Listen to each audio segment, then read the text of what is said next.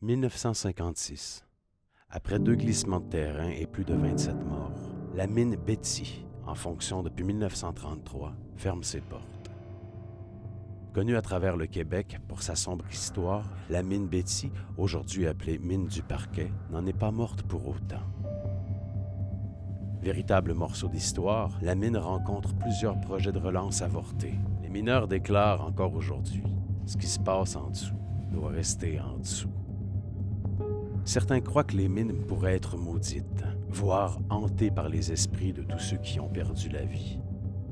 Le glissement de terrain de 1943 à la mine Betty, 10 ans après son entrée en production, pourrait-il avoir été un avertissement? Comment expliquer toutes ces manifestations que nous comptent les mineurs? Non, c'est une mine parce qu'ils ont fermé. À un moment donné, ils ont fermé. Puis c'était une bonne mine d'exploration. Ça engageait du monde à travailler beaucoup, ça. Du moins, on pense pas mal tout quand on s'en va du parquet que c'est un endroit où c'est qu'on va avoir quelques frissons puis que ça vaudrait peut-être la peine d'aller voir dans la mine directement. Là. Je crois pas aux fantômes ou... Moi non plus. Non. Ouais, mais dans le fond, la mine du parquet serait pas rouverte justement parce qu'il y a eu ces rumeurs-là qui se sont produites, mais aussi parce qu'elle a été confirmée par certaines personnes qui sont allées dans la mine puis qui disent avoir vu et entendu des fantômes. Si tu as les croyances qu'en fait, il y a des fantômes puis tout, ça se peut qu'il y ait un événement qui arrive puis que tu vas prendre pour acquis que c'est des fantômes parce que tu crois ça, mais ça sera pas nécessairement des fantômes. C'est comme une légende urbaine. Quand j'étais plus jeune aussi, on allait voir des anciennes mines. Nous autres, au côté lac du Faux, là, il y avait comme des vieux puits de mine qu'on peut aller voir. Moi, je suis bien sceptique, sur ces affaires de fantômes-là. Moi, je crois pas à ça, vraiment. Fait que je pense qu'il y a une explication plus logique. Je m'appelle Romain, donc je suis le nouveau gardien de la mine. Donc, depuis 3 mois maintenant, donc je suis arrivé dans la région et j'avais pas de travail. Puis il y a eu l'opportunité de la mine, de gardienner cette mine. C'est un truc que j'avais jamais fait avant.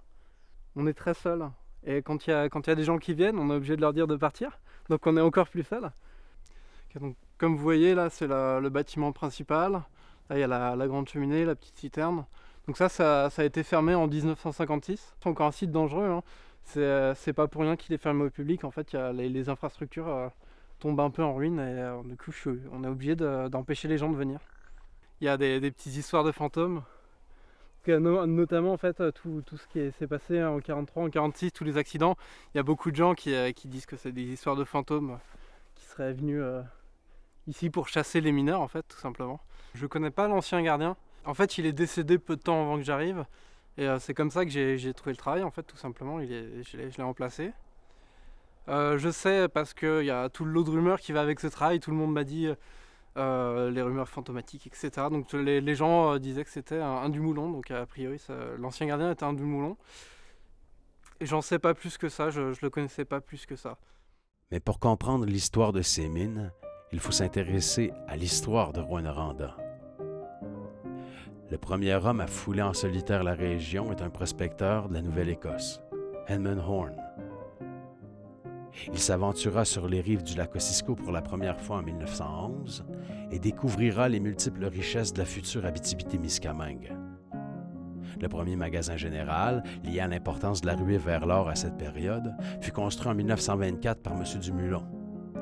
Cette famille composée de Joe, le père, Agnès, la mère et leurs enfants, Paul, Cécile et Blanche, ont quitté la France après la fin de la Première Guerre mondiale. Auvergnats de naissance et amoureux des grands espaces, on raconte qu'ils se sont rendus dans cette région pour la splendeur de la nature encore sauvage. Paul, le cadet de la famille, était le moins connu de tous. Dès son plus jeune âge, il fut pris d'une passion presque obsessionnelle pour les gisements et les minéraux. Il ira sur le site de la mine Betty et deviendra mineur à 15 ans, lors de son ouverture en 1933. Plus tard, alors que toute la famille Dumulon continuera de tenir le bureau de poste de la ville, il deviendra gardien de mine pour, comme il le disait, apprécier le silence et la monstruosité de ces lieux. Ses héritiers se dirigeront vers le même destin.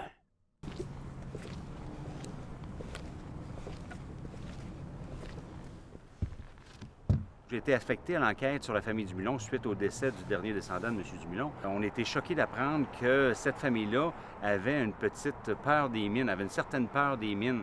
Donc, il y avait l'avantage de faire peur aux gens pour éviter que les gens travaillent dans les mines. Donc, c'est pour cette raison que la police est impliquée dans le dossier. J'ai un professeur à la Serre qui nous racontait qu'il était assez téméraire. C'est un gars qui aimait beaucoup le plein air et il s'est rendu dans les galeries désaffectées remplies d'eau de la BD Goldmine, seul, une bonne journée, et a décidé de faire de la plongée sous-marine dans les galeries. Il aurait aperçu là une poussière qui recouvrait une baignoire à pattes, ancien style, qui aurait été placée là. Il y avait des initiales qui étaient tracées sur l'espèce de poussière là, du bord de la baignoire à pattes, MB et DR. Certains affirmeraient que ce serait en fait l'âme de défunt qui flotte en fait entre deux eaux, qui troublerait les eaux là, et qui aurait, pour éviter de sombrer dans l'oubli, réussi à tracer leur initiale simplement sur la baignoire à pattes, histoire de ne pas se faire oublier. L'enquête va devoir faire la vérification et l'inspection de la plupart des mines dans la région pour déterminer jusqu'à quel point la famille Dumulon est impliquée dans tous les sites miniers qui étaient présents. La population est très choquée de ça, donc c'est important de rassurer la population locale que maintenant, les mines hantées n'existent pas. C'était une fabrication de la famille Dumulon directement. Je vais vous parler de ça ici à la maison Dumulon, là, particulièrement dans la petite maison où la famille habitait là, au début là, de la colonisation ici. Là. C'est pas quelque chose qu'on aime beaucoup parler chez nous, mais bon, si on veut, ça vient tout de Paul. C'est lui qui a décidé que au niveau de l'environnement, les mines, c'était pas bon, tout ça, mais bon, moi, dès le départ, quand j'ai appris ça, c'était non. Il y avait des bonnes intentions en arrière de ça, mais nous autres, on n'embarque pas dans ces affaires-là. En tout cas, moi, là, puis mes enfants aussi, là, c'est pas quelque chose qui va être... que je vais essayer de perpétuer. Au contraire, mettre fin à des rumeurs ou des choses comme ça. Moi, je vais me consacrer à ça. Je me suis fait approcher pour vous parler de vieilles rumeurs, de vieilles histoires qui hantent beaucoup de mes anciens collègues mineurs. Ça a vraiment causé beaucoup de chamboulements, toutes ces rumeurs, ces fausses affaires-là dans ma famille. J'aimerais ça dire que ça ne se passait que de nuit, mais en dessous de la mine, il n'y a pas de soleil, c'est toujours noir, donc c'était toujours la grande frayeur pour nous, la grande noirceur. J'ai toujours eu peur des fantômes. Fait que pour combattre cette peur-là, moi je suis allé dans la mine. Étrangement, les gardiens n'étaient jamais là. Et je me suis rendu compte que le gardien de la mine, c'est un cousin de la fesse gauche de ma tante à la famille Dumulon. J'ai commencé à parler de ça à d'autres de mes amis qui sont dans différentes autres mines de la région, puis tous les gardiens, c'est des Dumulon.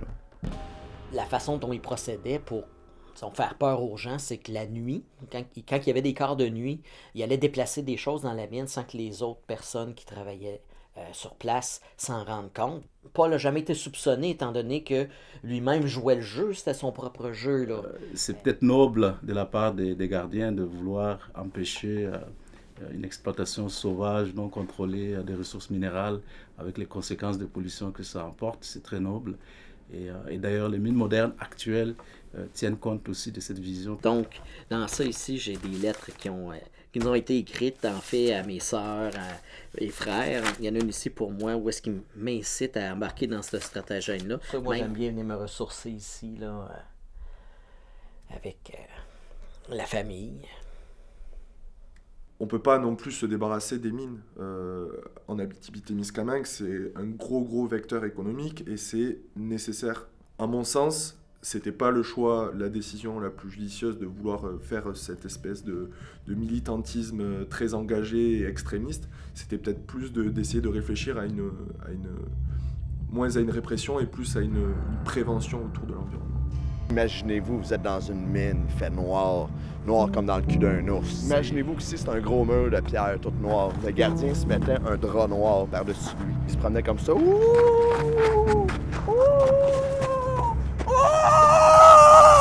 C'était insoutenable.